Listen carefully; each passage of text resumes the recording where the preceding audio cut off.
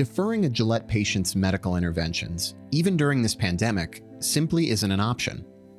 Our patients require medically necessary services such as rehabilitation therapies. Delaying physical, occupational, and speech therapy could negatively affect their medical outcomes. Gillette's history of innovation lays the foundation for decisions to find solutions. For more than 120 years, Gillette has been finding ways to improve children's lives when other providers would have given up. In March, in-person rehabilitation visits dropped to less than a quarter of normal. Our leadership team knew that limiting rehabilitation to our kids would negatively impact their lives. They asked, how can we get rehab to our kids, and how can we make this happen now? The answer was in virtual care. Virtual medicine isn't new to Gillette. However, in general, the session was a patient to a provider. Reasons included intake, diagnosis, or continued well checks. Replacing an in-person therapy session was new territory.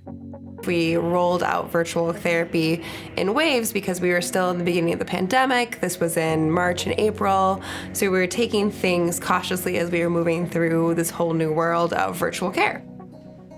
Teams quickly came together and took a methodical, multidisciplinary approach. Specialists reviewed government practice, payer guidelines, and professional ethics standards to align with established practices. A pilot program tested viability. Gillette also quickly developed clinical resources and protocols and wrote a master training manual. Training began for more than 70 team members.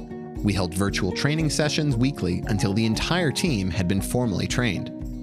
This happened in less than a month. A lot of these families have high goals for their kids, and then all of a sudden the pandemic hit and therapy stopped.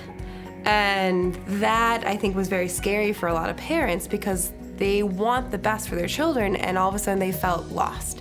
And having us be able to reach out virtually, we were able to provide them another avenue to continue with that skilled care.